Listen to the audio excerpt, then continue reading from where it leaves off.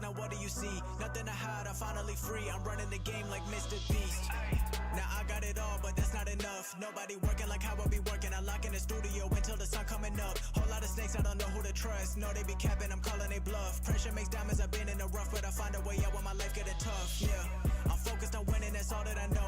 I'm getting better than I was before. Putting up numbers, just look at the score. Ain't nobody stopping what I got in store. The bigger the moment, the better I do.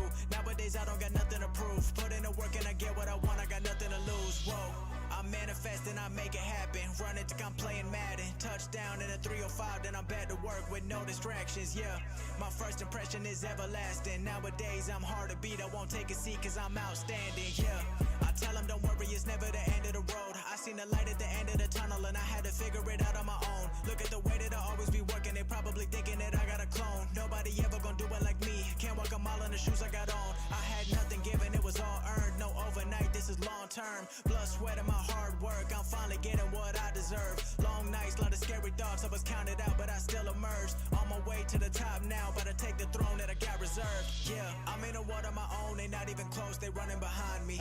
This is the life that I chose, I've been in my zone, nobody can stop me. Taking my time, got nowhere to be. Look in my eyes, now what do you see? Nothing to hide, I'm finally free. I'm running the game like Mr. Beast.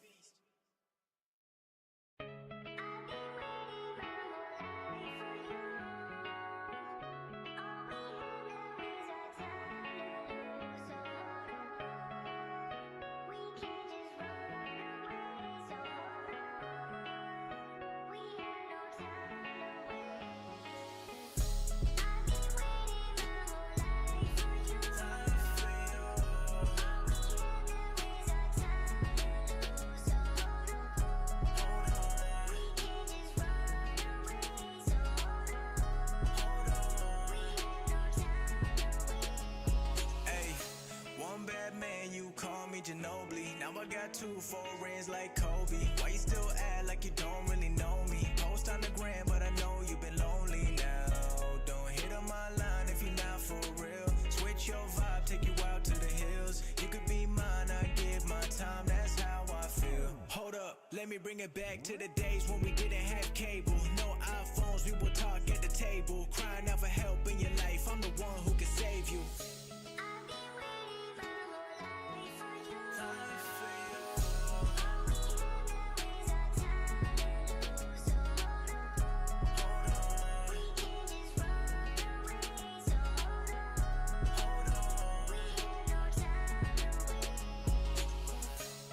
Your touch, baby, your vibe, crazy, been on lately, don't miss. Whenever we ride, look in my eyes, know you want this. No more frontin', we got something, come on. Let me show you all or nothing tonight. Girl, I don't wanna chase, don't need a time and place, just wanna get away with you. Tell me the move, got nothing to prove, cause I've been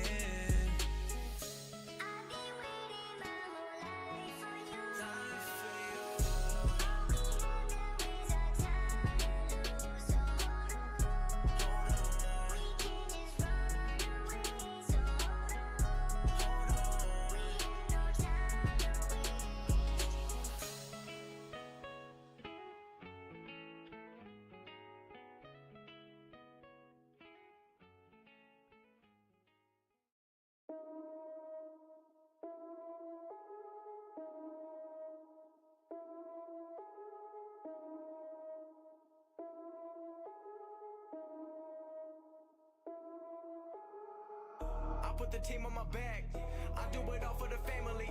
Everyone think they can rap, nobody ever gon' challenge me. Started my week on a Sunday, they think they can make it in one day. I just been ready to take off, waiting my turn on the runway. Never be turning around, never be turning around, ayy.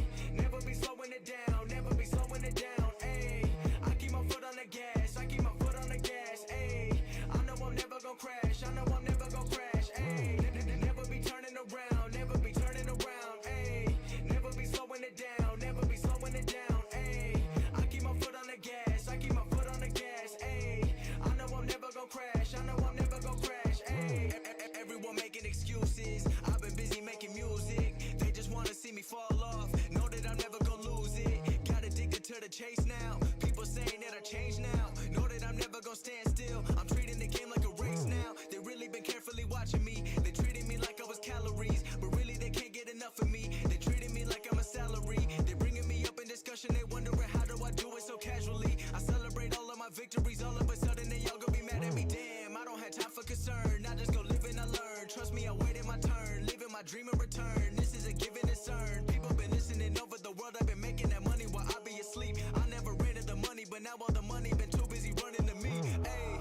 team on my back. I do it all for the family. Everyone think they can rap. Nobody ever gon' challenge me. Started my week on a Sunday. They think they can make it in one day. I just been ready to take off. Waiting my turn on the runway. Never be turning around. Never be turning around. Ayy. Never be slowing it down. Never be slowing it down. Ayy. I keep my foot on the gas. I keep my foot on the gas. Ayy. I know I'm never gon' crash. I know I'm never gon' crash. Ayy. Never be turning around. Never be turning around. Ayy. Never be slowing it down. Never be slowing it down. Ayy. I keep my foot on the gas. I keep my foot on the gas. Ayy. I know I'm never gon' crash. I know I'm never gon' crash. Ayy. I'm not doing this for the money, so don't misinterpret my last line. The weather ain't always been sunny, but I know that I'm gonna still shine. You never gon' make it till you got the power to go and develop a strong mind. Cause everything happens where you don't expect it. The journey ain't given a deadline. I'm going till I got a flat line, connecting with people like landline. I've been blowing up like a landmine. I put myself on like a combine, knowing the way that they go and I'm ready for more. I don't wait on the sideline. I'm feeling like 2011 when Drizzy was dropping them hits like his headlines. I don't understand what I can't do. If I cut you off then I had to. I'm staying up late like it's fast food. The life of a rapper who in school. I don't wanna hear all the people who been trying to give me advice. If you haven't done it before, then don't give your opinion about what you think I should go do with my life. Ayy, I put the team on my back. I do it all for the family. Everyone think they can rap. Nobody ever gon' challenge me. Started my week on a Sunday. They think they can make it in one day. I just been ready to take off. Waiting my turn on the runway. Never be turning around. Never be turning around. Ayy. Never be slowing it down. Never be slowing it down. Ayy. I keep my foot on the gas. I keep my foot on the gas. Ayy. I know I'm never gon' crash. I know I'm never gon' crash. Ayy. Never be turning around. Never be turning around. Ayy. Never be slowing it down. Never be slowing it down. Ayy.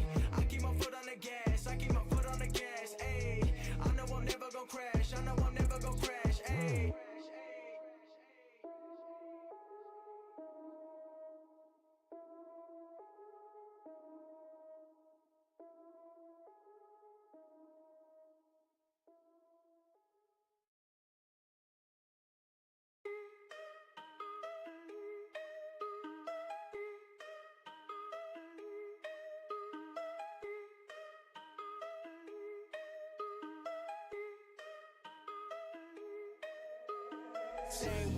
Day ones, no time for fake ones. Got me, I got you. All dreams, they come true. Stay down till the end. Need me, I need them. Whole team gon' make M's. No time for fake friends. Too many people be calling my phone, but I never be picking it up. Got everyone that I need in my circle, I never be going and switching it up. Rocking with the people who been following me when I never thought it would've happened and I never got love. Now they wanna piggyback on everything I got. I never knew them from the bottom, but now I've had enough. Please stay away, find a new hobby, cause you've been too close to my personal space. Don't make me call out your names, but I'll go there and you gonna make me put you in your place. I'm trying to put my whole crew in a wraith. Came a long way from that minimum wage. Funny how money be bringing out people who never remember the time that they paid. Count it up on my two hands. If you wanna talk, I need two bands. I don't play around with no loose ends, and I never wanted no new friends. I keep it real, you can ask the fans. Don't get involved if you're not my fan, but if you were willing to sacrifice when I rolled the dice, then I'm counting you in. Day ones, no time for fake ones. Got me, I got you. All dreams, they come true. Stay down till the end. Need me, I need them. Whole team gon' make M's. No time for fake friends. Ain't about money, it's about being loyal. Cause when I had nothing, they stayed on my soil. The grass might be greener on the other side, but not for the ones who left me out to dry. I can forget, but I never forget. Money is power, but can't buy respect. If you've been focused on credit or debit, then I'ma pay you a reality check. Some of the richest be feeling depressed. Material shit don't compare to the rest. I move around with my real ones, making memories worth millions. Goddamn, part of the plan. Do what I do and I do it for them. 7 a.m. and I'm going to bed. I can't let the competition get ahead. I've been going like I never gotta run. I wanna stop it. I've been thinking about the people who be talking about they love it, and I know I gotta keep on winning. Never gonna give into the negative energy, cause I gotta go and get it for the day ones, no time for fake ones. Got me, I got you. All dreams, they come true. Stay down till the end. Need me, I need them. Whole team gon' make M's. No time for fake friends.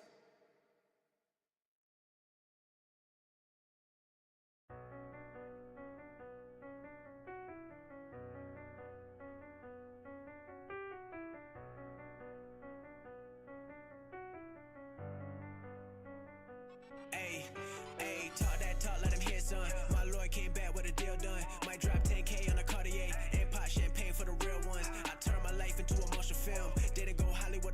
meal. I stayed the same, never popped the pill. They sold, wonder how I feel. Told my accountant to count it up, told the valet to come pick it up. I cannot get enough. That shit is rented and my shit is different. It's a big body, no, this not a mini one. I'm about to go on a milli run, then I'ma run it back, do it a couple more times. The grass always greener when they see my side. I'm trying to retire by 35. Been moving like it's an emergency. They acting like they never heard of me. Well, all of the beats I've been murdering. They trying to convict me in first degree. I can't go back to that life I was living. I made it out and I've been winning. I just keep going and going again. I deal with my problems, but they never end. Yeah. I've been moving like it's an emergency. They acting like they never heard of me. Well, all of the beats I've been murdering. They trying to convict me in first degree. I can't go back to that life I was living. I made it out and I've been winning. I just keep going and going again. I deal with my problems, but they never end. Yeah. They trying to copy my style, but this is a one-on-one. They trying to do what I don't, but they don't got the drive. I tell them to hang it up. I'm in the studio daily. They be complaining something ain't adding up. I tell them send me the payment, then we can talk, cause my time is not enough. I gotta play my position, I never be chilling. I'm focused on getting the bread. She wanna pay me a visit, I tell her I'm busy. I'd rather make music instead. Nobody paying my bills, my family need a new mansion so they can be sad. I need an island so I can be all alone, then I can finally get me some rest. Yeah, I've been moving like it's an emergency. They acting like they never heard of me. Well, all of the beats I've been murdering. They trying to convict me in first degree. I can't go back to that life I was living. I made it out and I've been winning. I just keep going and going again. I deal with my problems, but they never end. Yeah. I've been moving like it's an emergency. They acting like they never heard of me. Well, all of the beats I've been murdering. They trying to convict me in first degree. I can't go back to that life I was living. I made it out and I've been winning. I just keep going and going again. I deal with my problems, but they never end. Yeah.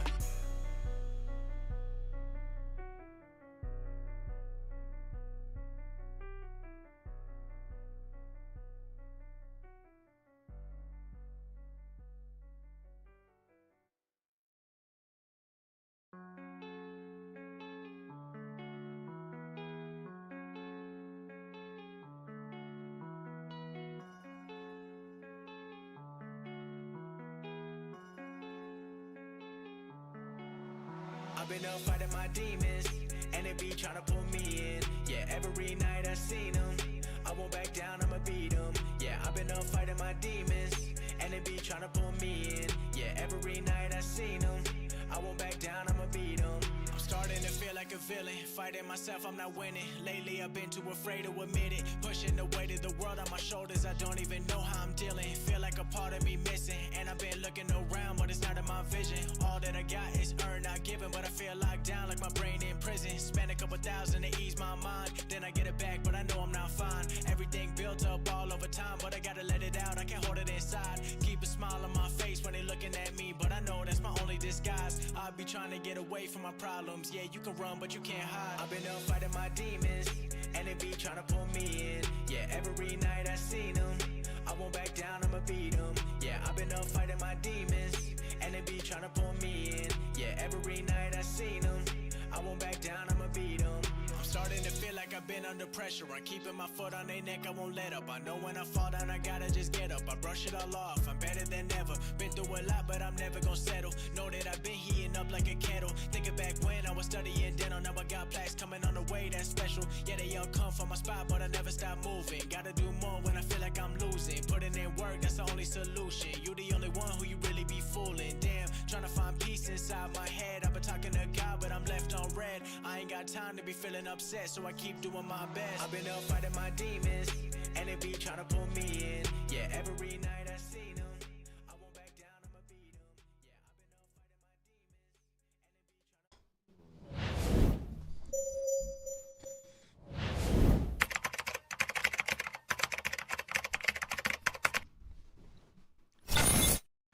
Good morning, good afternoon, and good evening, everybody, and welcome to yet another Friday morning tea with a hacker. How's everybody doing this morning? My name, as always, is Neil Bridges, and thank you for joining me today. I got my nice and warm chai tea latte, homemade. Love it. Nothing like a good homemade latte with a dash of chai, fresh brewed chai tea on top of it. Welcome everybody to our Friday morning AMA. We are streaming live across multiple platforms: TikTok, Instagram, LinkedIn, Twitch, YouTube, And for the second day ever, we're streaming across our friends at Kick. Love it. Love your cat in the background. I do too. Thank you very much. It's very nice. I dig it. I usually use the TV back there, try to find something awesome to put in the background. I dig it. Thank you very much for the kitty in the background. I totally lost my train of thought. Woo! Caffeine has not kicked in yet. I did eat my breakfast while I was sitting here. So at least I'm satisfied. All right. Whew. All right, Friday morning AMA stream, everybody. As you know, or don't know if I saw we got a couple first-time viewers here or whatnot. This is our Friday morning AMA stream. What does that mean? That means that we're streaming across all these platforms super early in the morning for you, having a nice little closeout to the day. Having a night or to the week. God, we haven't even made it through the day yet. Having a nice little closeout to the week. We'll talk about the cyber events that have happened throughout the week. Some of the cyber things that have happened throughout the month, perhaps. We'll take a look at the week ahead next week, and we'll answer any and all questions that you absolutely have. That's the definition of an AMA stream. With that being said, we do have moderators in chat. I always give a huge shout out to my moderators. Their tireless, selfless effort ensures we keep chat free of racist, sexist, misogynistic, elitist, and otherwise toxic behavior. We have zero tolerance for that in chat. With that being said, moderators are not here, however, to stifle conversation in any way, shape, or form. They're to make sure that your voice gets heard. And because this is our Friday morning AMA stream, you can literally ask questions at any point in time. We literally love questions around here. If you're new to the stream, we do this one in the morning so that we get the maximum reach possible from, the West Coast of the United States all the way over to our friends in Australia, New Zealand, India, and the Europes. Get maximum coverage. We do have a lot of shows that we do run at various times throughout the day in the week. And so we do set this one aside for maximum global coverage. So with that being said, you just drop your question in the chat at any point in time. One of the moderators will grab the question out of the queue, push it up on screen. I'll see it and I'll be like, oh, question. We got to answer a question. And so we'll take a look at the question. Love your cat background. Thank you very much. I think we already said something about that one. And we will answer the question live on chat. Speaking of which, I do want to give a huge shout out to Chris. Chris has been a master manipulator in chat. If you didn't see his talk a couple weeks ago, he gave a talk on how to get recognized in the community by participating, which I absolutely thought was a fantastic segue into talking about, why networking is so important, why making yourself known is so important. When I talk about building content, when I talk about building your network, Chris gave a master class in how to do that. And so I really do appreciate the shout out, Chris, during your talk. Stay awesome. Keep doing good work out there. We did have a pretty beneficial week this week. We had Jeff on from Old Guy Wednesday on Wednesday. I did get a verbal commit. From Jeff that we could potentially start,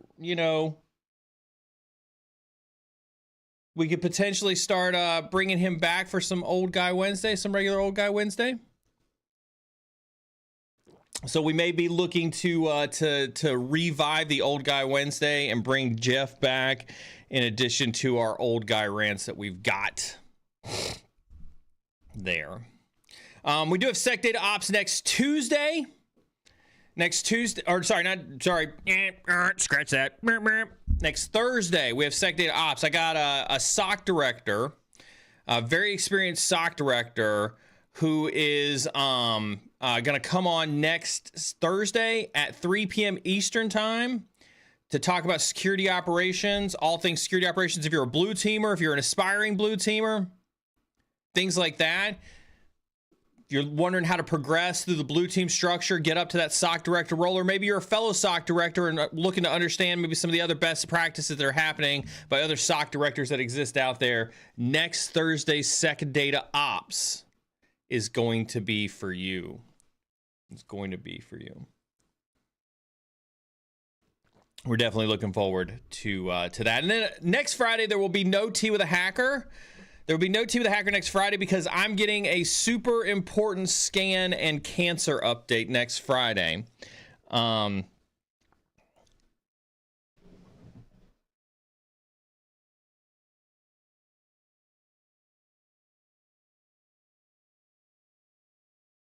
Sorry, I got Maz. Maz is clamoring in my ear. Sounds like Maz is on the treadmill in my ear, so I had to go turn Maz down for a second. Yeah, next week's a super important day when it comes to the cancer update. Just to give everybody a really, really quick cancer update, we have been 3 months now without meds. So, meaning I haven't had to go for an infusion. I haven't had any cancer meds in the last 3 months. That's by design. We're kind of in this, the FAFO phase, right? So the FA phase is what we just went through. We went without meds for three months. Well, it's I appreciate the congrats, but it's kind of a staged experiment, if you will. We're going 3 months without meds so that we can see if see how the cancer is responding, basically, right? So, I mean, think about it. We've been on meds. The cancer shrunk. The goal is to kill the cancer. We take myself off of meds, and the idea is to see, does the cancer return, right? Does the cancer grow back? Does the organic cells that we see, do they take life again now that they don't have meds actively fighting them? And so next week's scan is a scan to kind of validate, if you will, whether the meds have been working. So next week we could expect to see, hey, meds are working. We're going to go another 3 months with no meds, continue the progress. And, maybe in another year we can officially use the R word. I don't talk about it on stream, but we officially use the R word. We could see, hey, the cancer hasn't grown, but the cancer hasn't subsided. Maybe we change it to where we do meds once every 6 months. Maybe they still decide to, go another 3 months, with no meds and kind of see what happens. And then, of course, there's the worst case scenario where we see some type of resurgence of activity. I'm throwing positive thoughts out into the ether. That is absolutely what I'm doing, is I'm throwing positive thoughts out into the ether. I'm keeping my positive vibes going. I ask you all to help keep those positive vibes going too. That they're super helpful, been super huge. The entire time. So nervous, and we'll see how it goes. How are you feeling? And how are you doing off the meds versus on them? I'm doing pretty good off the meds, actually. I feel so let's have a real moment. We can talk a little bit about the state of streaming with Cybersecurity with myself included, right? I know we went through a little bit of a wave and up and down. Obviously, getting diagnosed with cancer put kind of a major dampening, right, if you will, on streaming. I had to reshuffle a lot of my priorities around, mentally try to juggle. I mean, streaming is hard. I don't care how easy myself or any of the other streamers make it look. There's a lot of work that goes involved. That's why I'm hugely thankful for my entire mod team that keeps me honest and keeps working with me and stays dedicated to the stream. It's been huge to have them there to support, but obviously I had to take a little bit of break from that. We tried to come back a couple of times. I tried to pick up golf to help me mentally and physically. And I was talking with a friend yesterday. I was talking with a mod, Sec IT guy. Him and I were catching up yesterday, and I was telling him, I was like, when I got diagnosed with cancer, one of the big things that I had to solve for was I didn't want to sit at this desk and have my brain do nothing but just work over and over and over and over again about all the permutations and all the possibilities that kind of come with cancer, which was quite a lot at the time. And so golf gave me a way for my mind to be active without thinking about cancer. And so while I do talk about golf being fun and the things I learned from it, I think the biggest thing that I've gained from playing golf has just been the mental sanity that has come with having a distraction, from what's going on, with the cancer. And so between all that, streaming continued to be hard. We continue to struggle with how to balance everything out.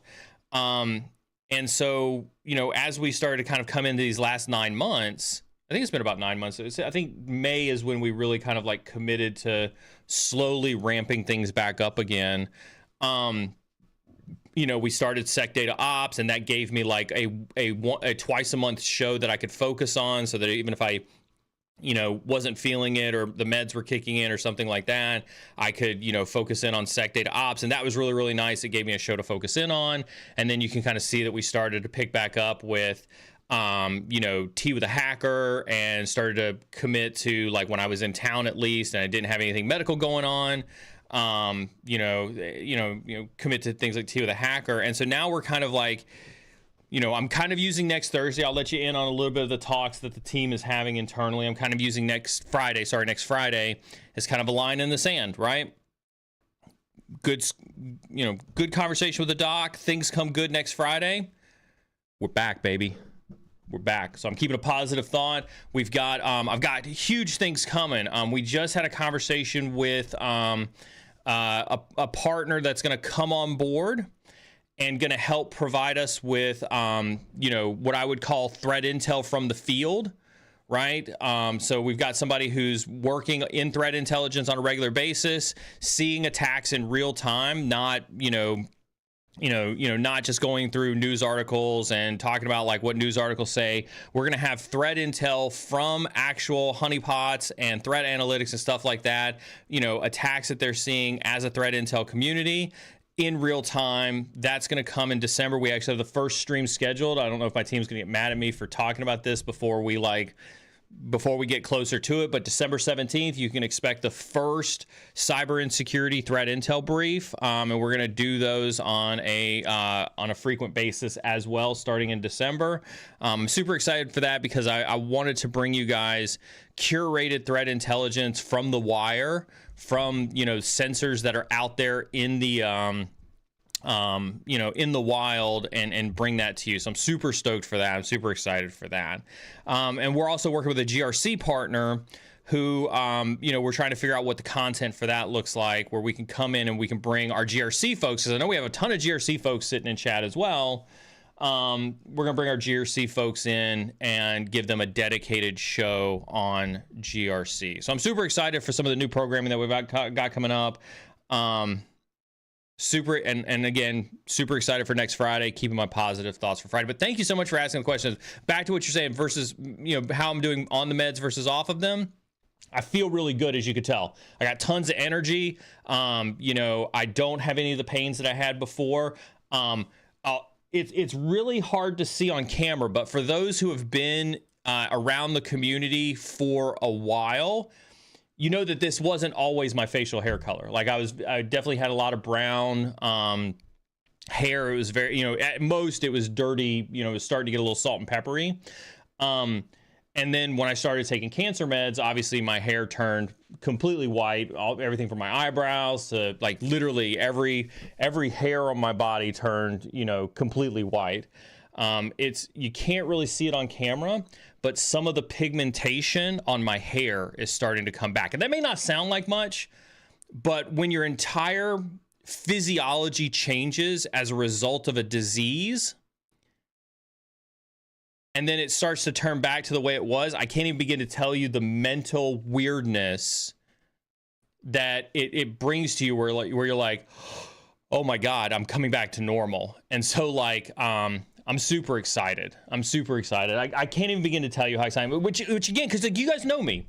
You guys have been around for a while. Like those who have stuck around through this entire journey, I owe you an immense debt of gratitude. Please, if there's anything I can do for you, let me know. You guys have been around through the thick and the thin of it.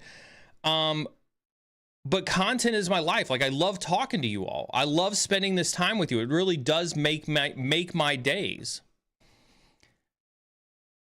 And so I absolutely appreciate it. Absolutely. And this is what I'm talking about right here, right? When you don't feel like yourself for so long and you start to, again, there's a major adjustment happens. It is. I'm going through a lot of the reverse feelings that I had before, where it's like, oh my God, I'm coming back to normal. It's great. It is great. So it's been awesome. I really, like I said, I can't thank you all enough for how awesome you all have been through this. And so with that being said, we'll answer some questions in queue. Make sure you drop those questions in queue if you want to get those questions answered. This is our Friday morning AMA stream. I'm happy to tell stories. I love telling stories.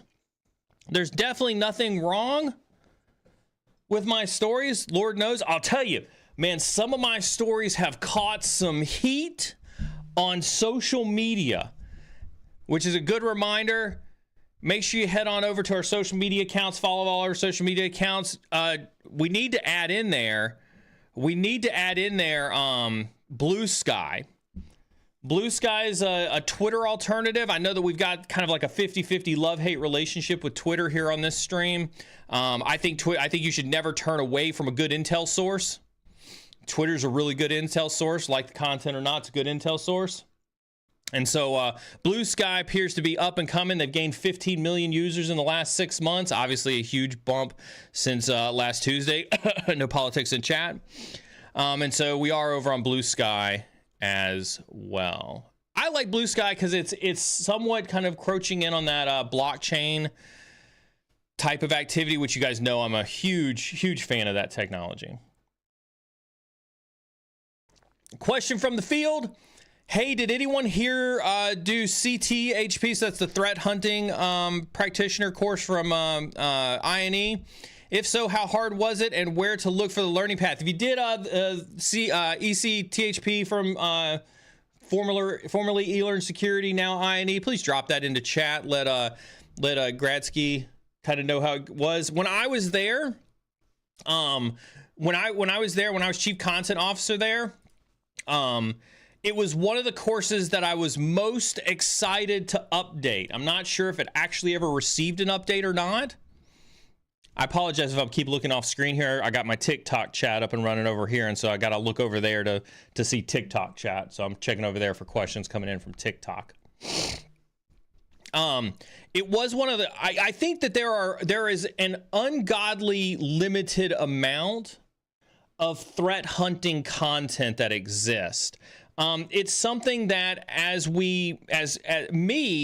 as a content creator, and specifically with my role as CISO at Query, one of the things that I'm looking forward to is when we kind of get past some of this, this initial burn stage, right? So it's kind of like, when you see SpaceX throw a rocket into space, right? You got this like massive burn that happens like almost immediately. That's a lot of what's happening kind of at Query, where we're trying to rush and get things, out quickly. But I would love to do a ton of threat hunting content.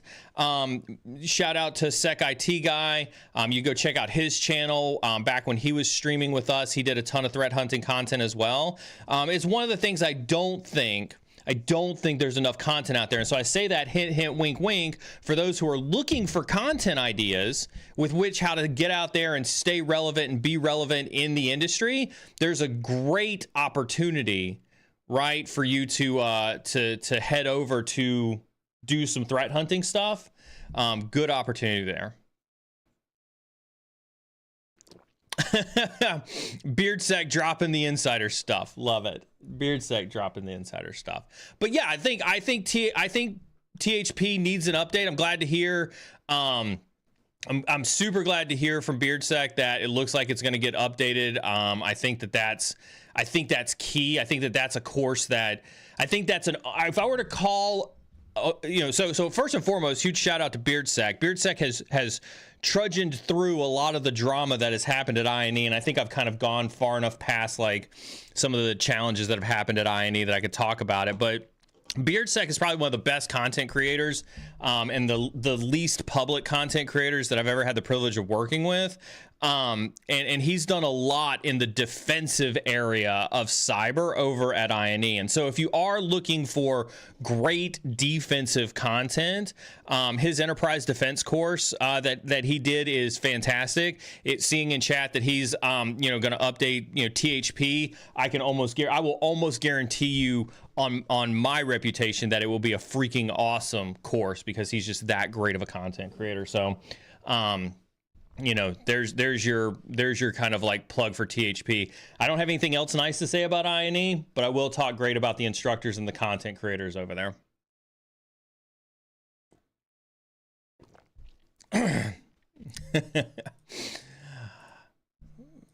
I try not to get involved in drama. I really do, but I do.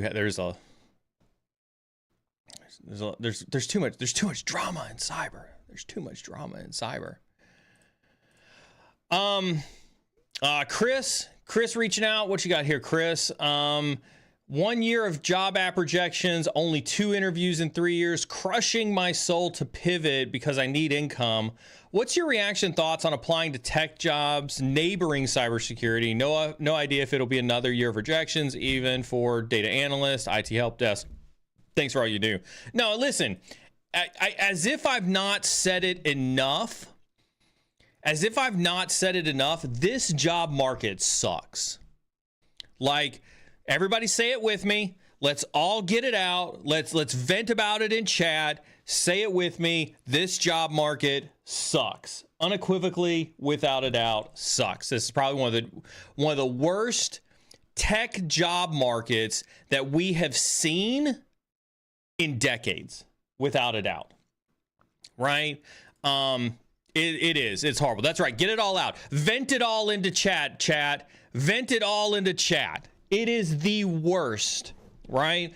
And so we talk about it. The reason I ask everybody to vent about this in chat, right, is so that everybody sees if you're struggling finding a job, let me be the first to remind you that it's not you. Let me say it again. Let me coddle you in my arms, stroke your head, and tell you it's not you. I promise you, it's not you. Right? So don't take it personally. Don't take it personally. That's first and foremost. That's what you absolutely must do, is don't take your job hunt, don't take the denials, don't take all of that personally. And I know it's hard to do. I know that's way easier said than done.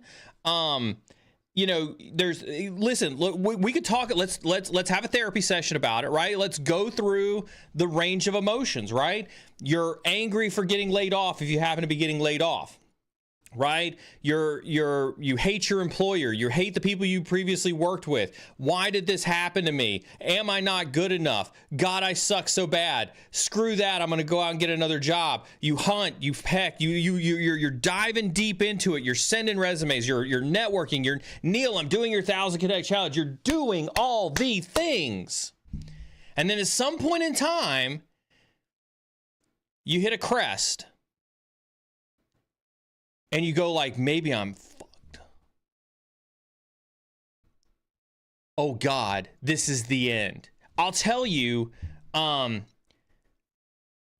had an injury in golf early on in this journey that I've got to the PGA. And that was the first thought that I had was, oh my God, I'm injured so bad, I'm never going to make it to the PGA. Right? And so you do. Everybody feels that no matter where you're at in your career, everybody feels that, oh, I'm a failure. It happens to everybody. Right? It happens to everybody. That is human biology and is absolutely not a reflection on you as a worker. You have to remember, first and foremost, that the reason you got laid off had nothing to do with anything else other than it was 100% a business decision.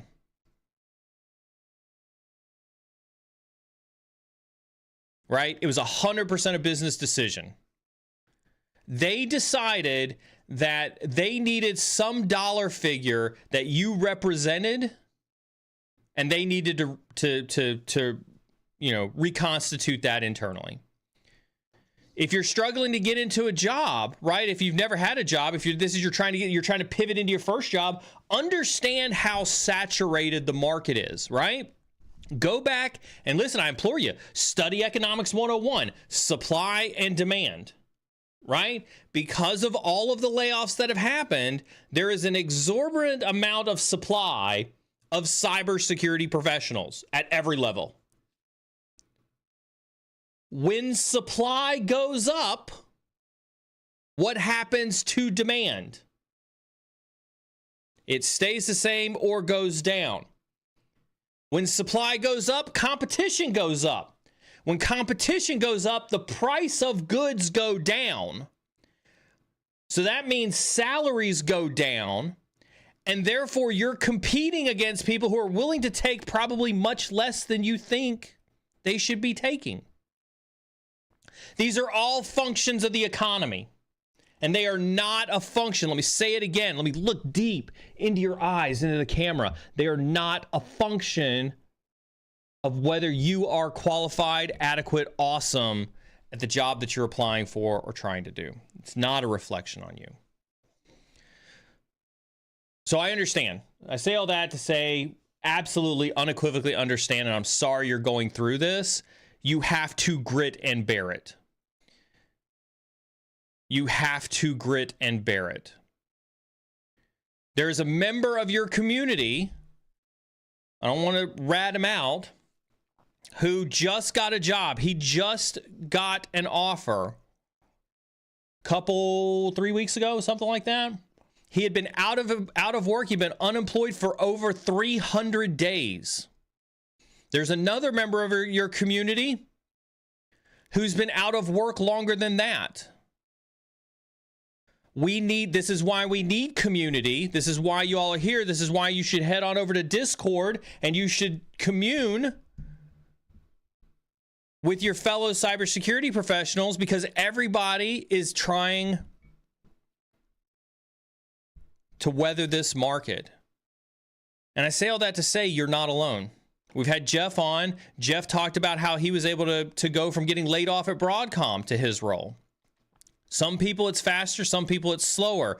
The difference between all of them is that they gritted through it to get there.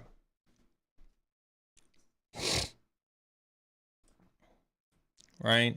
And so to your deeper question, outside of lamenting about the cyber market, right? What's your reaction, thoughts on applying to tech jobs neighboring cybersecurity? Remember, so before I answer that, Chris, I want to remind everybody, cybersecurity is broad. Let me ask you this. Think about this. Like, you guys know Jeff. Jeff's been on the stream quite a lot. You know, Jeff's a sales dude for a cybersecurity company.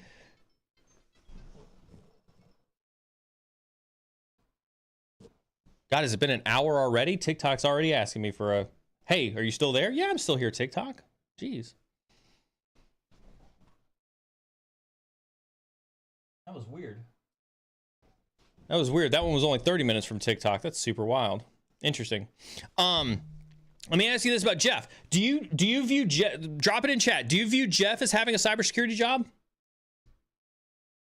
Do you think Jeff Goals from Old Guy Wednesday, he's here with me every Wednesday, he talks cyber with me every Wednesday, he works for Cyber Reason, he's an enterprise sales guy for Cyber Reason, do you think he's in cybersecurity?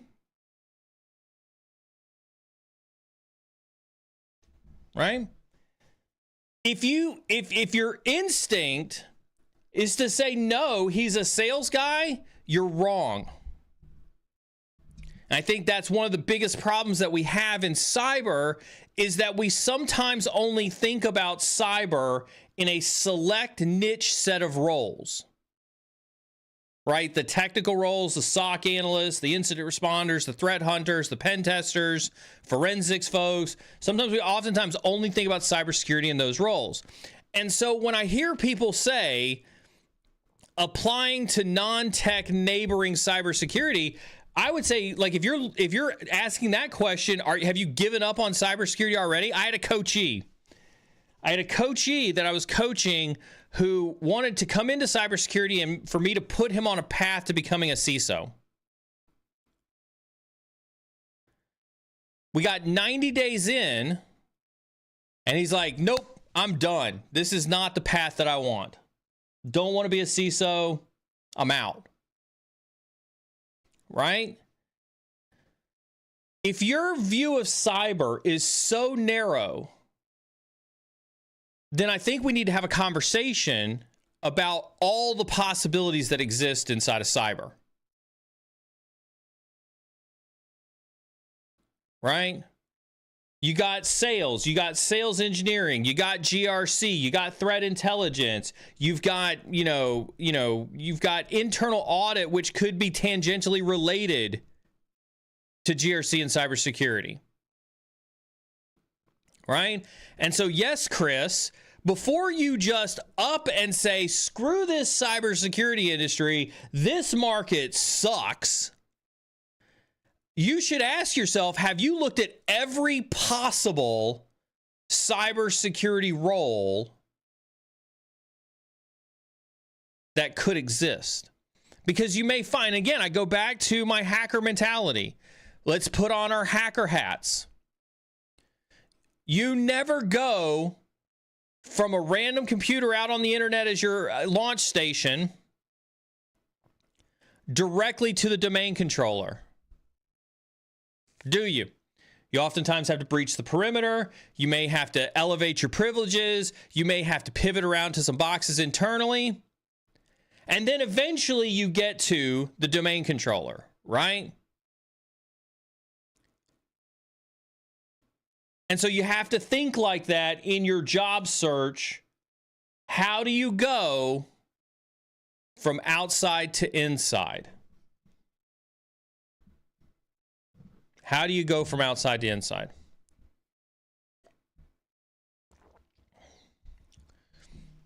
And so I think that's always my encouragement for you, is to think outside that box. Think about your hack the box experiences. Think about your try hack me experiences. Think about that stuff. And how do you go from outside to inside? Great question. Keep after it. You will do awesome.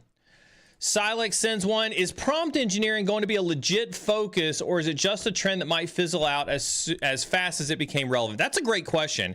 And AI is, hey, listen, and again, I want you to understand something. If you'd asked me this question 2 years ago, I probably would have laughed you out of the room. I was incredibly cynical about AI.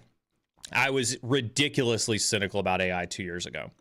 AI has come so far, and, you know, I can only begin to say that, like, I think we're only scratching the surface of what this next kind of like wave of AI will be.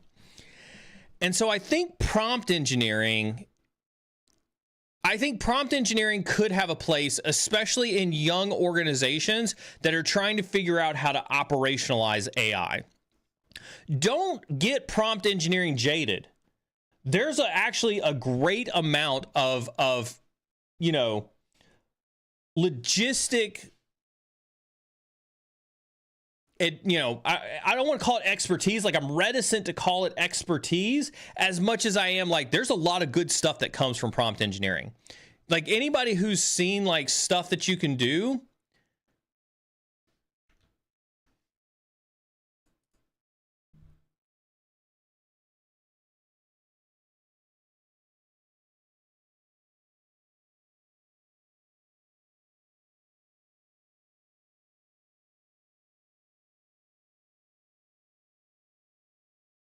sorry, I got a message that I had a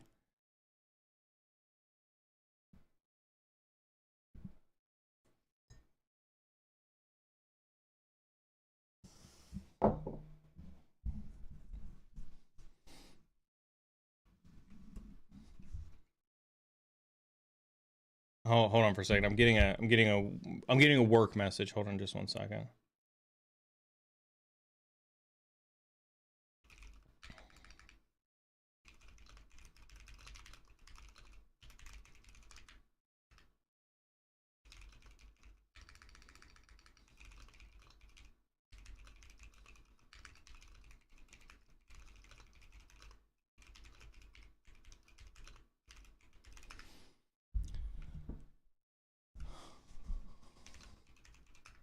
Okay. Okay. Okay. All right. Woo, that was crazy. Woo, that was crazy. No. It was almost. It was. You could tell like I'm starting to sweat a little bit because I was like, woohoo. Uh-oh. No. Matt knows I'm streaming. He's supportive of it. I thought something was broken. No. Again, false alarm. You know how it is. Like, I thought something was broken. It's all good. But I actually do think prompt engineering will be a legit focus. We're doing some of it at Query when we're playing with our AI as well. I think you should definitely, like, there's a lot of good that can come from prompt engineering. I don't think you should base a career on prompt engineering, but if you are looking for a good entry point into AI, I think prompt engineering is a great entry point into AI. I wholeheartedly agree with that. I like when you ask the question, I want to make sure I emphasize something. I think the knowledge is important to have. Let's say that. I think the knowledge is important to have. I don't think you should base a career around it, meaning understand why it works, how it works, understand its role in interaction with the AI and the LLM, the infrastructure in between. Build on that knowledge, because I think prompt engineering will be the first entry level thing that gets kind of like squashed, if you will, as AI starts to advance. If I were to say it, if that makes sense, if I were to say it that way, right? Neil, how do you feel about the upcoming admin ignoring the funds for cybersecurity for the country? So first and foremost, we don't talk about politics in chat, so I'm going to talk about it strictly from, you know, a national defense perspective. I think, you know, I don't, let's say it like this, right? If the government, if your government, our government, whatever, if the government decides to slash cybersecurity funding, it is no different than a company deciding to slash cybersecurity funding. Meaning they have every right to be fiscally responsible for the money that they're spending. And I know, like, listen, when you're a hammer, everything's a nail. And so we're all in this going like, no, how dare you slash cybersecurity budgeting? I get it. I understand. Nobody wants to see our budget slashed. Nobody wants to hear that maybe we got too much money. I can't even begin to tell you, whether it was with PwC, whether it was with any of the Fortune 100 companies I've worked with, how many millions of dollars were spent on tools that sat on the shelf. That's why we have a term for it called shelfware. Right? Those tools get bought, they spend millions and millions of dollars, and then they sit on the shelf, and then they blindly get renewal fees, just like your Netflix bill or your Hulu bill or anything like that, where they just blindly get renewed at millions and millions of dollars. And so I think as responsible, as fiscally responsible people, we would want to understand that money is being spent in the right way, including, as Fractal Cal says in chat, I'd want to understand how that cybersecurity money was getting spent. Cali Beefcake showing up in chat. It's good to see you, buddy. I miss you. And so if you were to ask me to respond, simply do, how do I feel about the admin ignoring the funds? I don't view it as ignoring. I think if they're going to take a fiscal approach at ensuring that we are spending cybersecurity dollars in the right place, I'm all for it. Because I've seen more government fraud, waste, and abuse than I can in my entire time. I've seen more cyber waste spent in my entire time in my career. It's absolutely nuts. Right? And so we should, you know, it's never, listen, I empathize with you. It's never easy to hear that your function is going to lose funding. But there's a difference in you have zero money versus being told that you need to spend more responsibly. Just because a Ferrari costs $250,000 doesn't mean that I have to have a Ferrari to drive to work every day. Right? And so sometimes you may have this idea in your head that you want all these bells and whistles, you want all this infrastructure, you want all these fancy tools, you want all this tech, you want 50 security analysts defending the environment, but that doesn't mean that that's the right answer.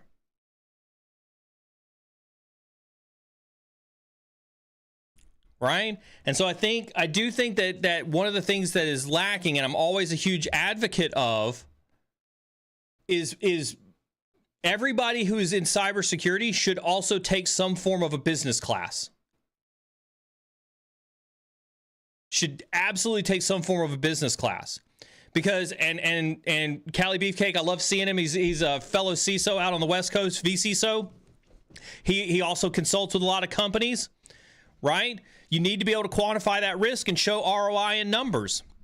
And if you're so focused on try hack me's and hack the boxes and getting your comp sci degree and learning how to program in Python and C# and stuff like that, you're missing the most important side of cyber, which is the business aspect. I can tell you that in my 20 plus years in this industry, I've had more business conversations than I've had technical conversations. At every level. Oh, I was reminding everybody else about not talking about politics, ADHD. But I do think I don't fundamentally knee-jerk have a problem with it. If there was a statement that was like, "Hey, we're going to gut funding for the entirety of CISA," I might be kind of like, I don't know that I necessarily agree with that. I don't know that we gut all of CISA, but I think taking a fiscally smart approach to things is really good for us. I love this coffee.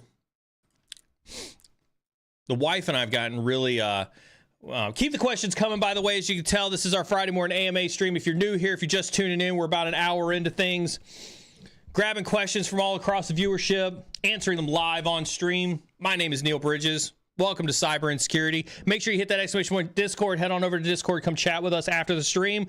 This is Friday night. I got to give a huge shout out to Maz. Maz has been holding down Subchat strong. I call it Subchat still. It's not Subchat. It's open to anybody. But he's been holding down voice chat strong for the last several years while I've gone through this transition. You can catch a bunch of us in there tonight. Consider that like the after party, if you will, when it comes to hanging out with me.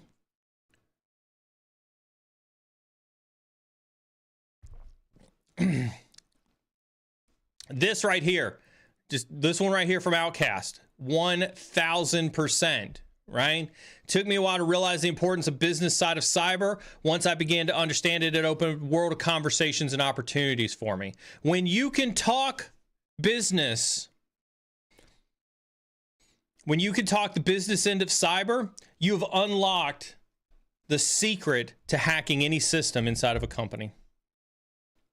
Mark my words on that one. I'll stand by that one. I will stand by that one. Another budgeting question from Silek. Why do you think companies hate budgeting for IT cost? And how much do you think it plays into the current issue of I can't find a job? Question 2. Do you think there's a blatant misunderstanding of how IT can make a company money versus what they're willing to spend? This is a great question. This is a great question. I love this question.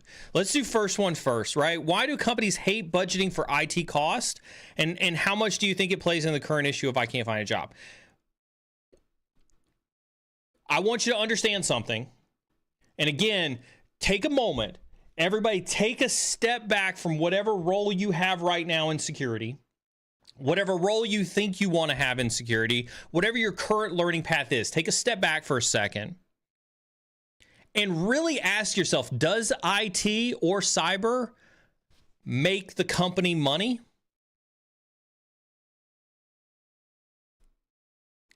If you said yes, go take a business class.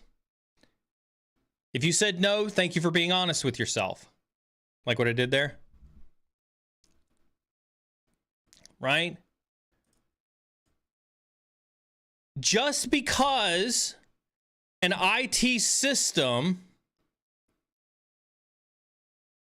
sits on a production line doesn't mean that that IT system alone makes money, right? IT as a function doesn't make money. Cybersecurity, and again, if this hurts your feelings, welcome to Cyber and Security. Welcome to Keeping It Real with Neil. Cybersecurity does not make money for any company.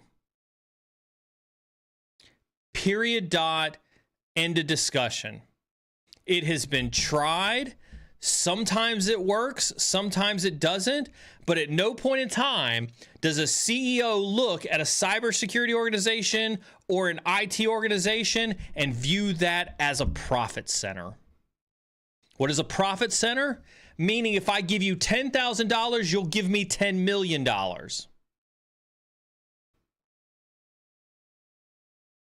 That's the definition of a profit center. Listen, this is highly debated. Now is the perfect time to drop your opinions in chat, whether you're on LinkedIn, whether you're on YouTube, whether you're on Twitch, whether you're on X, whether you're on Kick, if you're watching us on Kick. Come at me, bro. It is not a profit center. The definition of a profit center is if I give you money, you will return my investment in a profitable way. So if I give you $3 million for an EDR, how are you going to turn that $3 million for an EDR into profit?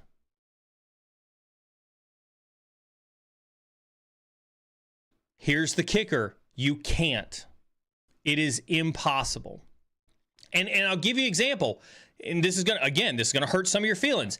Businesses have existed and been profitable long before cyber ever came to mind.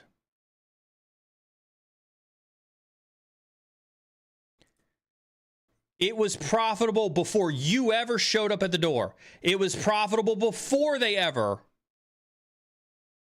Preventing a $10 million loss isn't a profit. Like, oh, this is a huge, giant misconception. Somebody in Twitch chat says by preventing a $10 million loss due to ransomware, that's not a profit center, that's insurance. You know what else covers me from a $10 million loss of ransomware? Cyber insurance. Get your cybersecurity stack out of here. I'll go buy cyber insurance.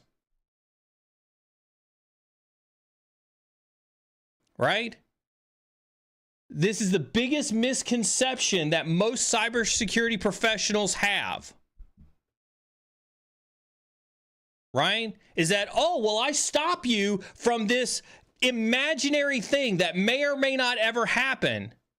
Ever. You don't know whether it's going to happen. You know why? Because you have to assess the risk. Because you have to determine the likelihood, which costs money. Right? If you can't assess that risk, then you have no idea how likely you are to be the victim of a cyber attack. And if you have no idea how likely you are to be a victim of a cyber attack, you can't determine whether a $3 million investment in EDR is going to actually pay off to prevent a $10 million loss of ransomware.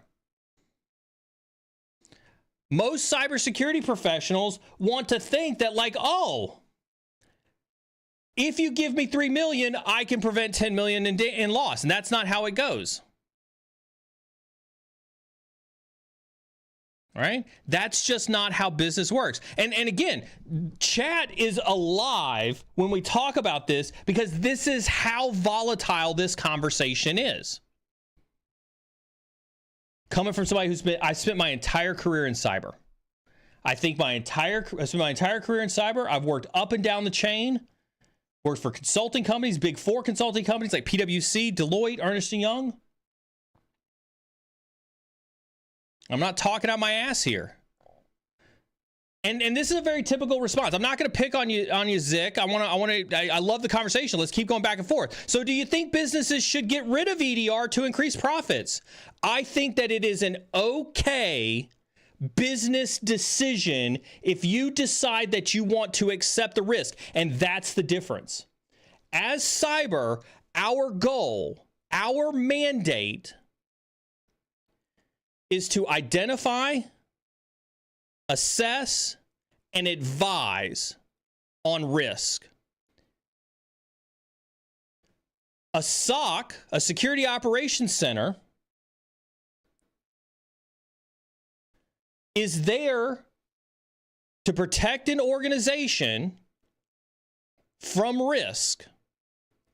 But if the organization says, we accept that risk, your job changes to responding to risk. Responding to risk. And that is what security teams are about. Responding to risk.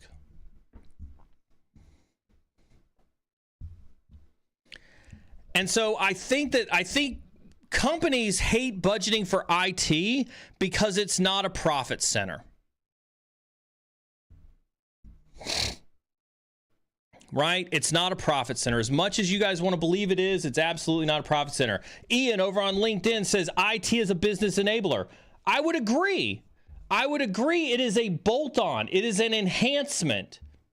It is a cost center. One of the things I've always been an advocate for is that you should view yourself, and you've heard me say this on stream before, you should view yourself as an enabler of business risk.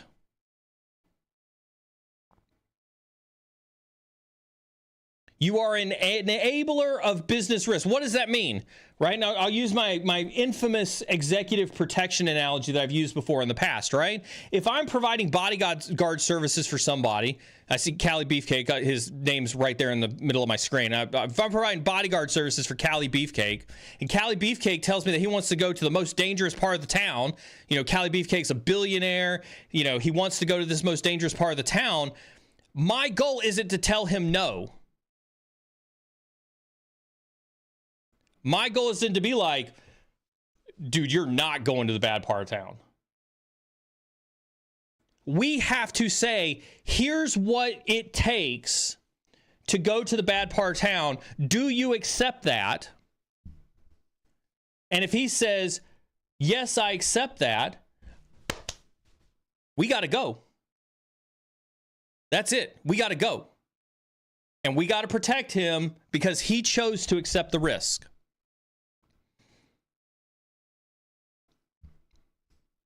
Right? Yes, that is enablement.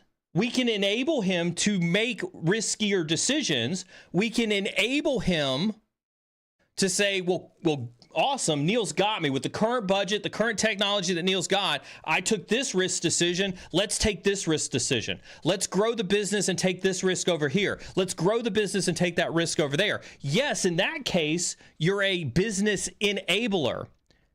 But make no mistake about it, you are still a cost center, meaning he can give you money and he sees zero return for it.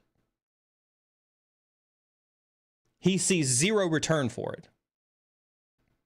And so therefore, you are simply an expenditure. And so it's not that, I think what I would change about this, Silnick, about the way that you have this written, is that you need to understand that you're going to be responsible for ensuring the most efficient use of the funds that IT does decide to give you.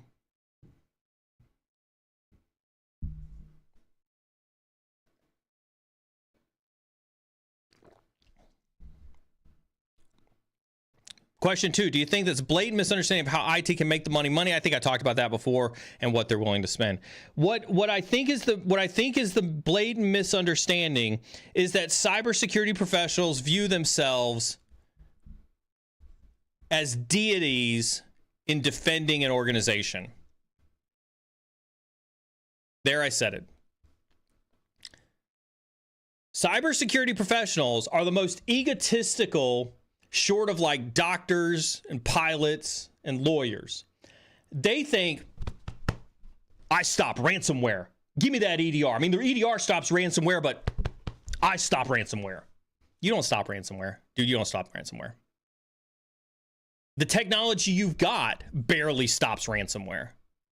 Right? Oh, yeah. No, MGM totally had, EDR on all their servers. That's why they got ransomware, right? Right? Like, come on, be realistic. Cyber attacks are going to happen whether there is EDR on a box or not. Cyber attacks are going to happen whether you got an email gateway or not. Cyber attacks are going to happen whether you got email training or not. Cyber attacks are going to happen whether you got DMARC and SPF records on your email server, right? Cyber attacks are going to happen. You can't stop them. There will never be the cessation of hostilities in cyber attacks.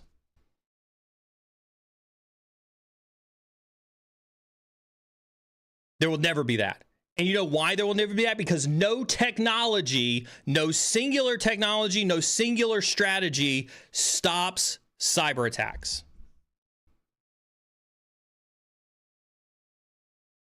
That was the hardest lesson I had to learn in this industry.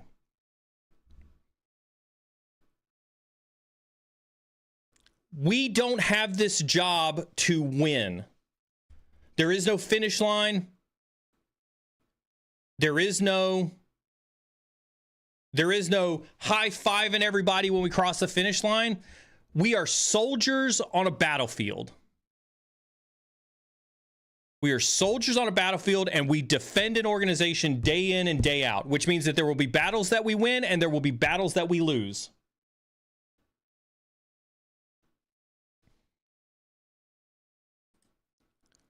The sooner you realize that you are a soldier fighting in a war that will never end, and that at some point in time your organization will lose,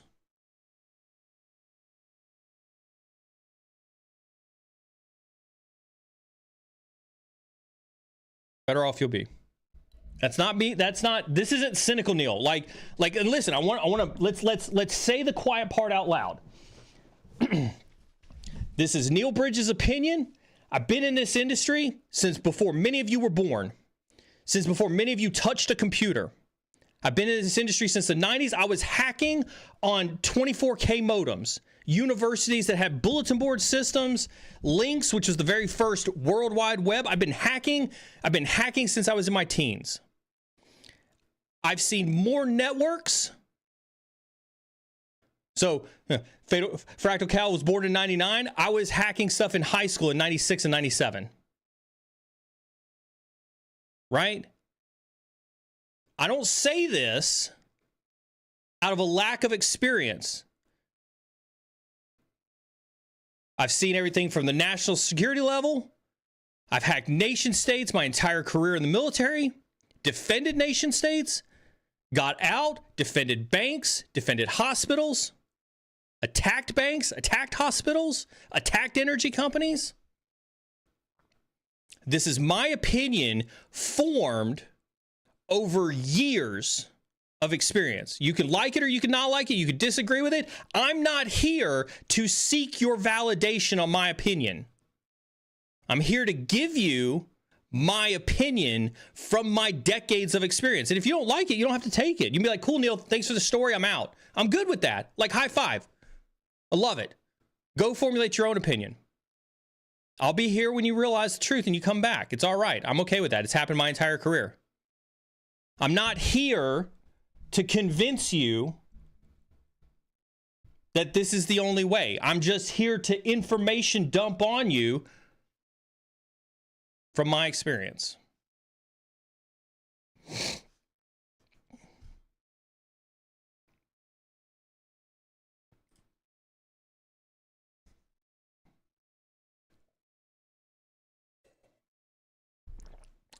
I love soapboxes. I know I joke sometimes about soapboxes, but I actually they get me pretty charged for the day. Like, it actually, like, this gets me pretty hyped up for the day. Pretty hyped up for the day. I don't know about prestigious and accomplished. I'm just a dude who does things, knows things.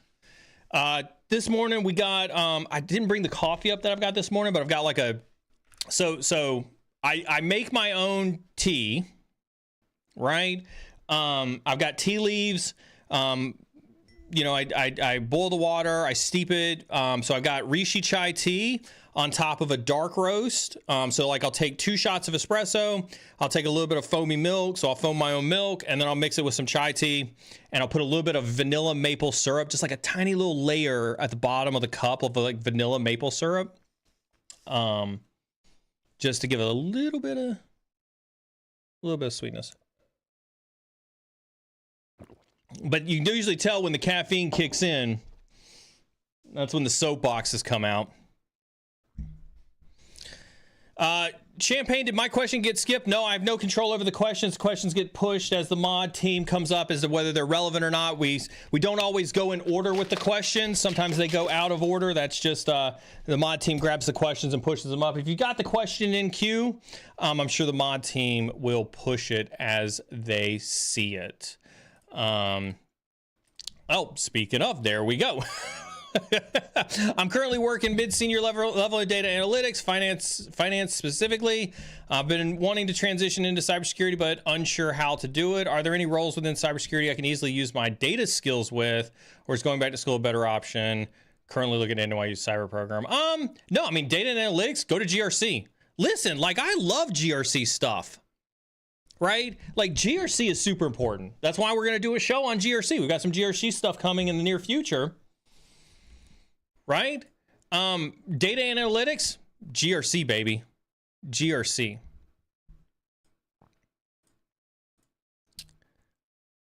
Sim Master, yeah, you could definitely do some Sim Master stuff. No, not with Jerry Cyber Ties. I'm bringing in somebody else for that.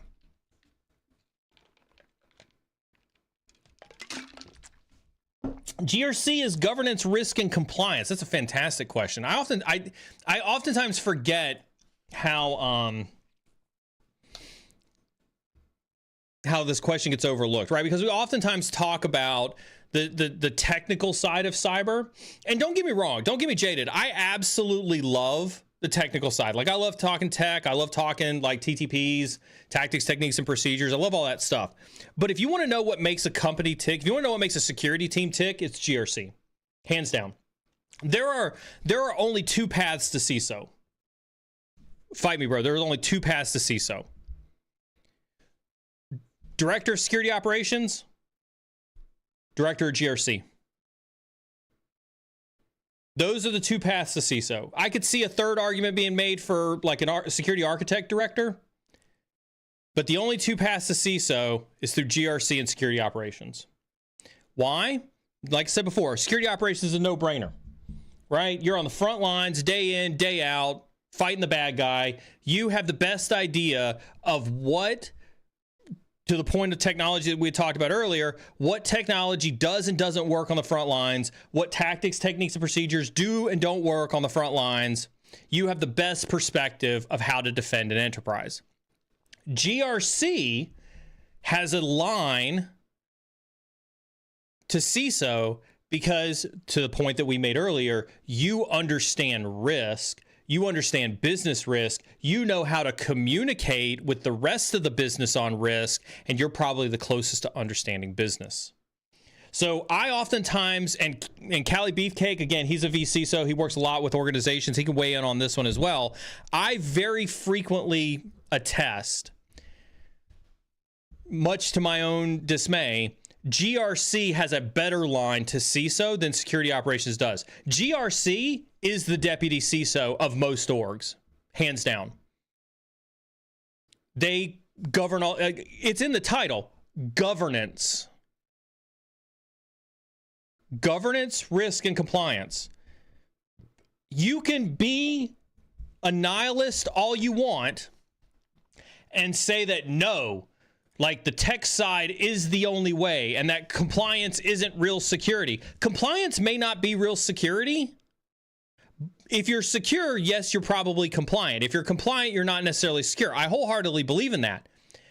But there's, let's be real. Your ISO 27001, they're not sending nerds to go do your ISO 27001. They're not sending nerds to go do your SOC 2. They're sending auditors, which means they're easily foolable. Which means that most security organizations gloss over where all the negative stuff is anyway whenever these auditors come in, and they only show them the bare minimum they need to pass an audit. So I think that, like, it's great to have this, like, commandment that says thou shalt be secure and compliant, but thou shalt not be compliant and secure. It sounds great on paper. It sounds great on paper, but in reality, when that auditor comes to you and says, hey, show me how you've done your disaster recovery plan in the last year, and you look around, you're like, we didn't do a disaster recovery plan. And you're like, how do we prove that we did a disaster recovery plan? Oh, I got a great idea. We did have an incident. Let's say that we use the incident to test our disaster recovery plan, and we'll kill two birds with one stone. Do you think that that makes you any more secure than if you had just done the disaster recovery exercise in the first place? No, but what you're doing is you're lying to an auditor to get a checkbox. Tangent, soapbox, whatever. But with that being said, governance, risk, and compliance is much closer to CISO duties, CISO activities, working with the business, and what you have to do to ensure the risk of the organization than any other job in a security team. I'll give my brethren in GRC crap up one side, down the other, all day, every day, because it's not for me.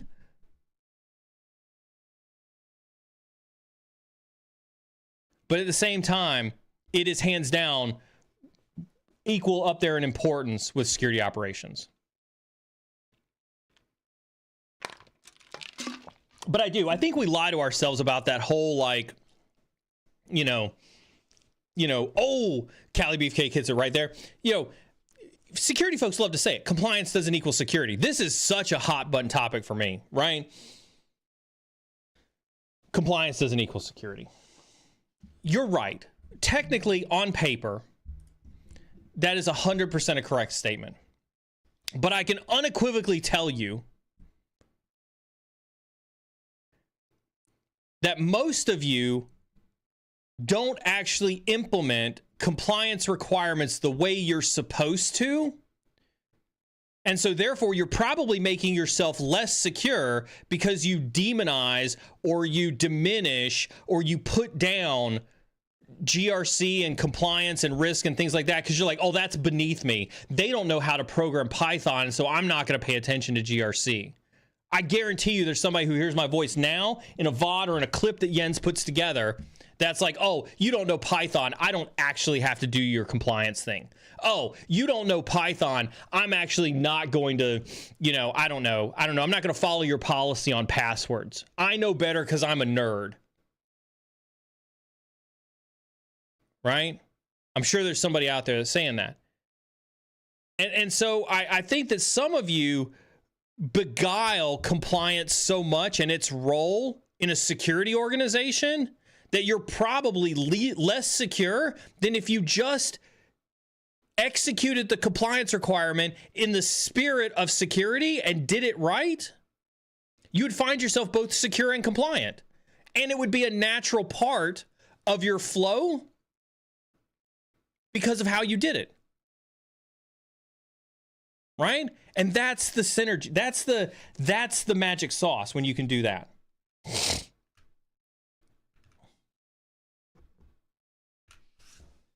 Right? Yeah, exactly. Execs won't spend on that security widget. They won't. Execs won't spend on that security widget. But if a compliance requirement sees it, if it's required for HIPAA, if it's required for NERC, if it's required for PCI DSS, they'll unlock money every day. And so if you want to know a real hack to getting your security funding, if you want to know how to hack the funding mechanism, learn how to hack the compliance stuff. If you can say, if I bought this, this would satisfy these 4 compliance frameworks and make us compliant in these areas, they'll unlock that money in a heartbeat. Don't belittle compliance. I know it doesn't sound as sexy. Listen, I could talk about all the reasons why it doesn't sound sexy, all the reasons why we may not necessarily like it, blah, blah, blah, blah, blah, blah, blah, blah, blah, blah, blah. Like, it's not to say that, like, I'm not trying to glorify. Like, I've got my own love-hate relationship with GRC, and you go watch any stream that I've ever had with Jerry. You can watch any video I've ever done with Jerry. Like, I give him shit up one side and down the other. Third-party risk, I have argued ad nauseum with people on the absolute atrociousness of the state of third-party risk and why I think third-party risk is the most useless useless GRC function, the stories I could tell you of stupid shit that I see in third-party risk forms, no, I do not have a love for GRC whatsoever. But I think that that's what makes the point even more real, is that I absolutely, utterly hate GRC, but 1,000% acknowledge its role in making a security team a success.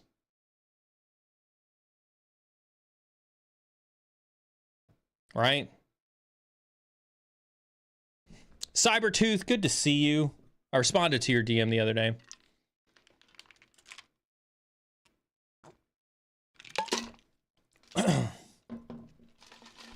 I had to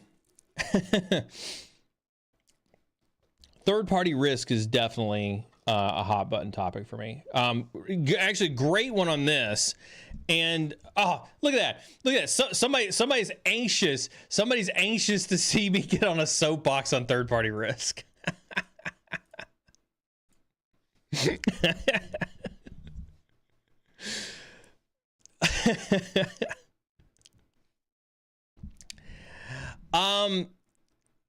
Let's expand a little bit on third-party risk, just a tad. We can thank the Target hack for this. This totally came out of the Target hack, right? So, history lesson for those who may or may not necessarily remember the Target hack. 2015, 2016, somewhere around in there. I think it's somewhere around in there. Yeah. Target gets breached, right? Somebody had gone in through an HVAC vendor, used that HVAC vendor through an open RDP session, gained access to a bunch of point of sale systems inside Target, installed some memory scraping malware in the point of sale systems, and stole hundreds of millions of dollars worth of credit cards from Target point of sale systems. And all of a sudden, the security world was in a tizzy. You got breached by an HVAC vendor. Yeah, they did. They got breached by an HVAC vendor. The HVAC vendor needed to have remote access to the HVAC systems to be able to do maintenance on them. And so as a result, Target made a decision to allow an RDP session to come in from this HVAC vendor so that they could go in and reset generators and reset HVAC units and things like that. So what did hackers do? Hackers hacked this HVAC company and used that RDP session to go from the HVAC unit to Target. Remember, I just got into talking about, like, sometimes you got to go at your target indirectly if you want to be successful. That's exactly what these guys did. They went after an HVAC unit and then used that HVAC to bounce over into Target.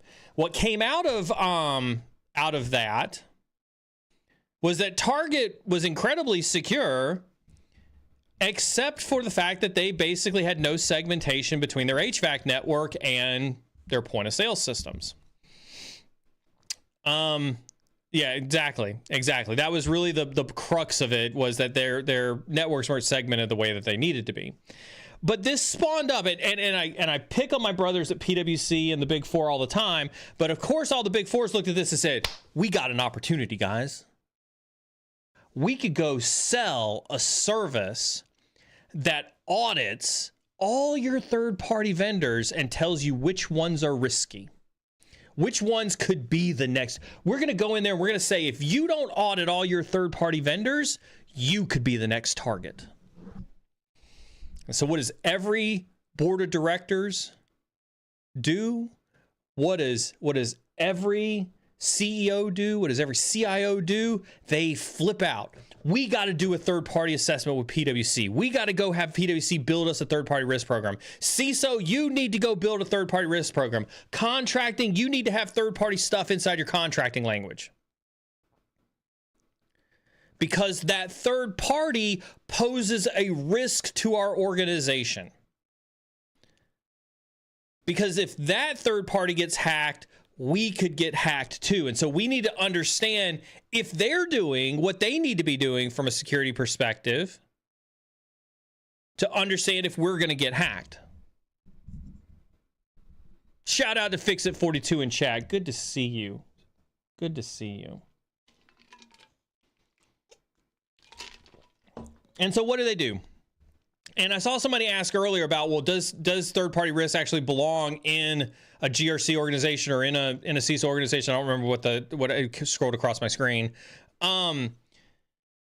There's part of it that belongs there. There's part of it that belongs to contracting, right? Because what security teams oftentimes get brought into when it comes to third-party risk, right, is did this organization have a SOC 2? Does this organization have a pen test? Does this organization have an incident response plan? And this is where I think kind of the value of third-party risk really drops, right? Because by definition of third-party risk, and I'll use, I'll use Abbott as an example, just since it's old enough, it's long enough ago that nothing I say can be attributed to anything that's modern right now, right? If they had AWS, if they were running servers on if they were running an e-commerce service on AWS, do you really think that Abbott is going to go to AWS and say, I need you to spend an exorbitant amount of money and time to prove to me that you, AWS, are unhackable? And if AWS and their trillions of dollars of revenue looks at Abbott and laughs at them and says, we're AWS, bitch, we ain't got to do that.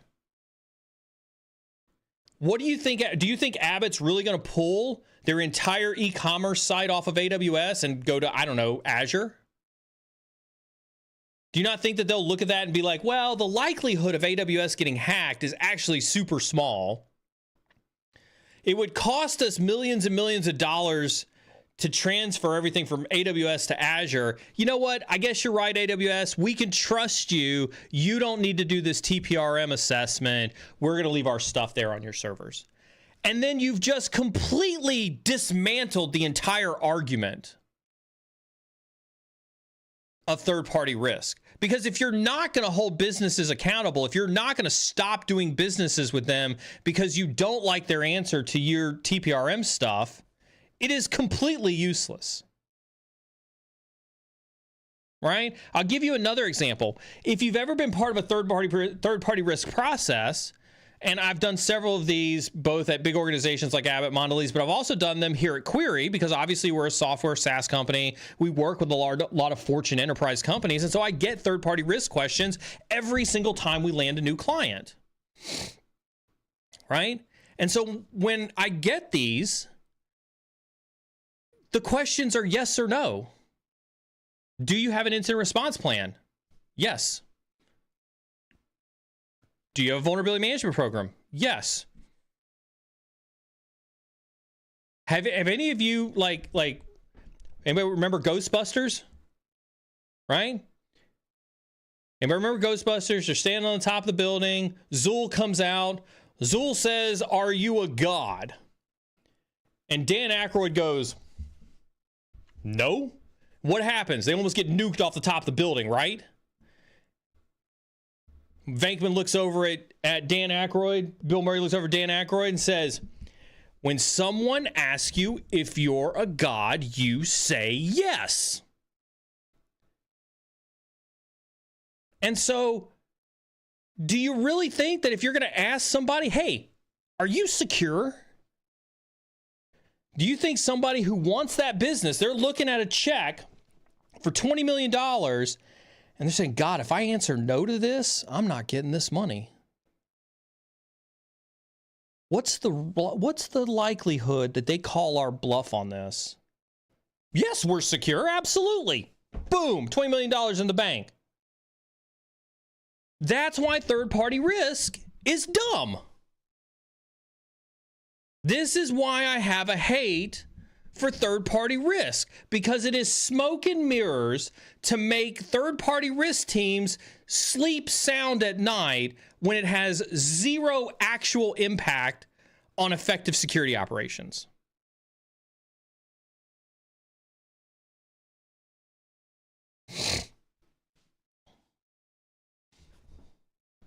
Fight me, bro. This is why I will always have a hate relationship with third-party risk, because it actually doesn't further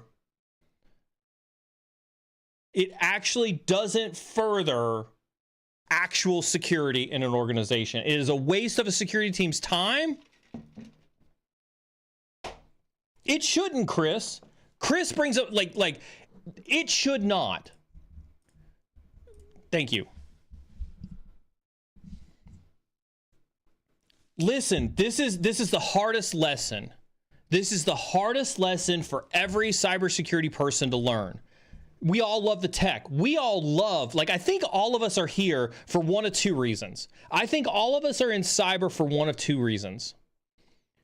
We love to nerd out on the challenge and the technology that comes with the magic that happens around cybersecurity.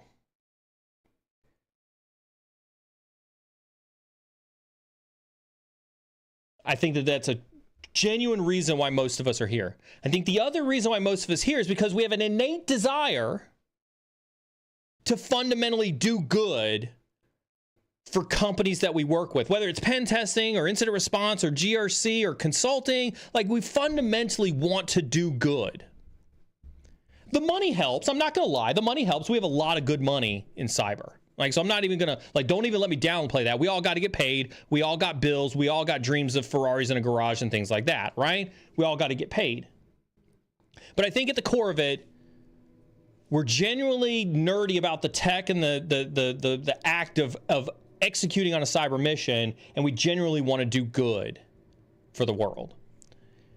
Unfortunately, that's not how we're viewed in an enterprise. In a business sense, at the business level, and I think this is where most cybersecurity, if you don't hear anything else today, hear this. We can love that stuff all day long, but the business only cares about making money.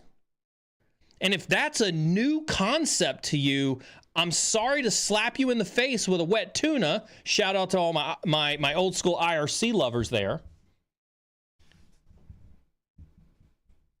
Right? You've got to understand that the business needs to make money. If they don't make money, you don't have a job. And in some cases, they can make money and you still don't have a job. That's just business.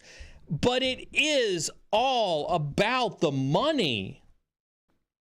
The sooner you align yourself with that, the better off you'll be. Trust me.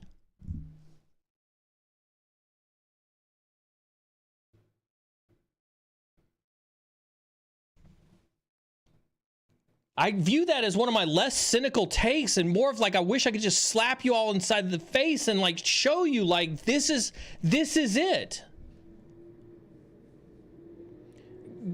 Excellent point by Callie Beefcake, right? And this goes back to the third-party risk thing. And this hit me hard. I'm telling you this because this hit me hard. So I got asked, I won't say which company this was because this was part of M&A deal, so I don't want to tell this secret. I don't want to out this company for this. But I got asked to build a program to do cybersecurity assessments ahead of M&A, mergers and acquisitions. So a company I was working with was about to buy a multi-million-dollar company. It was pretty huge. It was a pretty huge acquisition. They'd never had an M&A cybersecurity assessment program before, and they'd asked me to build an M&A cybersecurity program. And so, one of the first questions that I sat down with Treasury and the CEO and the CIO and legal and everybody else when I first started to bring this project together was and again, the art, we talked about this on Wednesday with Jeff, the art of politically asking the right questions, right? One of the first questions that I politically tried to ask was fundamentally, at what risk level is the business not willing to close this acquisition? And there was an audible silence in the room.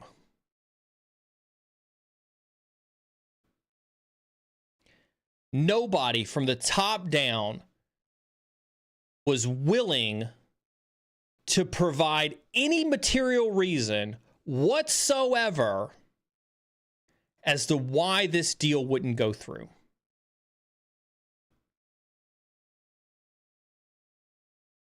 Whether it was intellectual property, whether it was manufacturing quality control, whether it was, supply chain risk, no risk was worthy of stopping a multi-billion-dollar M&A transaction.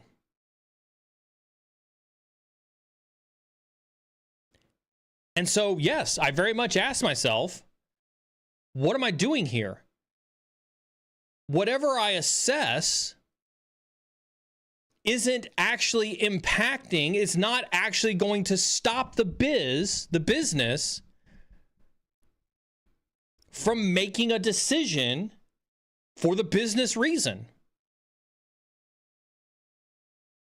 And so you can argue for a pen test, all you pen testers out there who say, no, if you're going to do M&A, you must do a pen test on that company before you buy them. Good, fantastic. Let me know when you get that report done, and I want to watch you. I want to stand in that conference room as you stand in front of a CEO that makes $30 million a year that's about to write a check for $1 billion to a company, and you say, I found this vulnerability on this system, you shouldn't buy this company. Callie is right. They will laugh you out of that room. They will never bring you back because there is nothing you can say at the end of the day that will stop that transaction.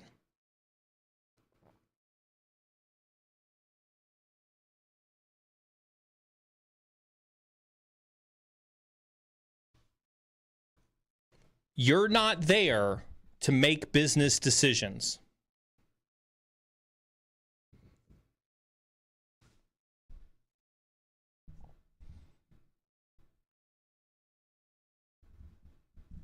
That is it, right?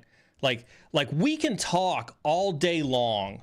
We can talk all day long about certs. We can talk all day long about degrees. We can talk all day long about my favorite privilege escalation, vulnerabilities. We could talk all day long about my stories from the NSA and all that stuff. And I love doing that stuff. But if you want to know real cyber, like if you guys really want to understand real cyber, understand how a business works.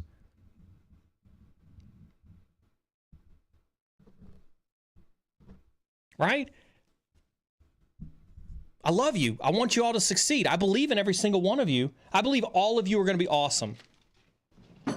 I believe all of you are the future of this industry. And this is why I share this stuff with you, is because I want you to learn from my mistakes. I want you to learn from my failings. I want you to learn from the rocks that I've tripped over. And understand that the tech stuff is fun. And I love talking about the tech stuff, but the tech stuff is so microcosmal compared to what's actually going to make you successful in an enterprise.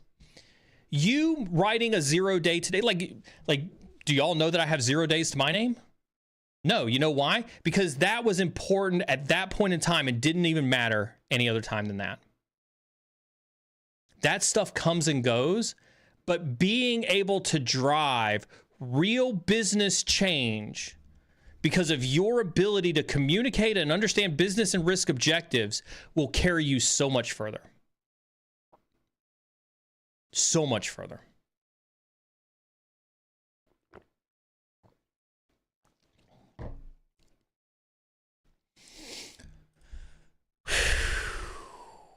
Oh God, I love you guys so much. You guys make my day. You guys absolutely make my day. I do love these sessions. Couple programming notes, just a reminder, we are going to attempt to do an Old Guy Wednesday next Wednesday. Make sure you do tune into that. Remind you to turn on notifications on all social media, right? So you can get those notifications, when we're streaming live. I had somebody come in today and said, Neil, I didn't realize you were back streaming. I said, well, did you have notifications turned on? And they were like, oh, let me go check. And they're like, oh, no, I didn't have notifications turned on. There you go. Let's turn on some notifications. That way you know when I'm going streaming. It's easy. It's easy. All right, go turn on notifications. I appreciate everybody's support, continued support, as we continue to get it back into the groove of streaming. I love it. I love it. So no Tea with a Hacker next Friday. We got a very important cancer scan happening next Friday. So if anything, you need to tune in the following week and pay attention to socials because we'll probably do updates there. With that being said, I think I'm going to go ahead and sign off and go head to my day job. I did get a couple Slack messages while we were sitting here. I do love my folks at Query. I love the support that I get from my team at Query.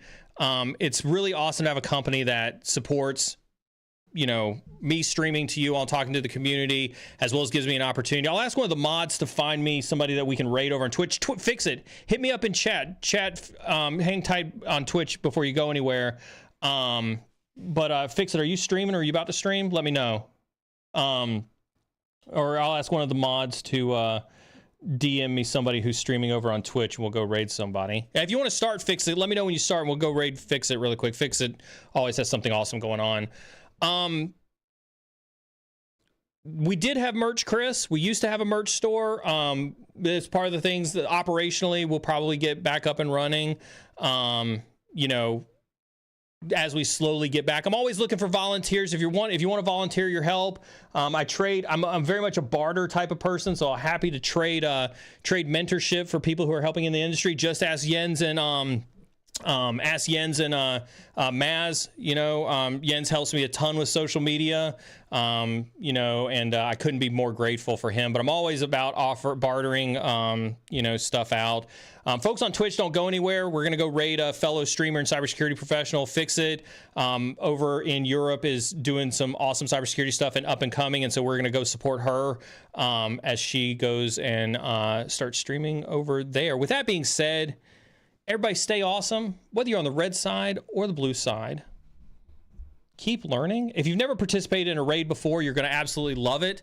We're basically going to take our entire audience. We're going to just take our entire audience, and we're going to go see, where's Fix It? I can't. Why did your search not show up? Fix It?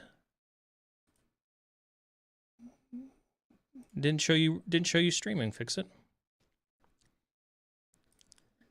Search.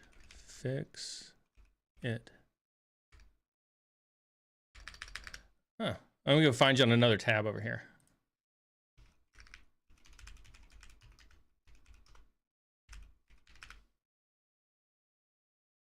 There we go. Yeah, for some reason it didn't grab you. That's super weird.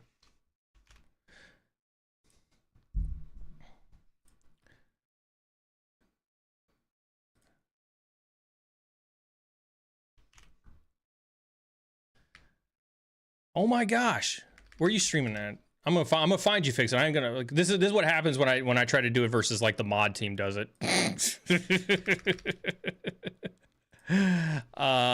Where is science and technology? Because you're there. Gotcha. Oh my gosh, Twitch is being so stupid today.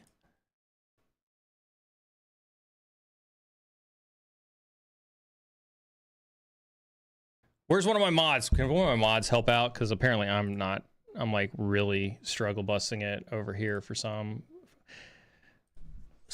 reason. Search. Yeah, I get it. I get it. Like this is, can I just do it by, there we go. We're just gonna do it this way. There we go. The raid was created. I had to do it by command line. For some weird reason, it had made me do it by command line. So that's super weird. So anyway, we're going to go raid Fix It. I appreciate everybody tuning in today across all the channels. Y'all stay awesome, and I'll see you next time.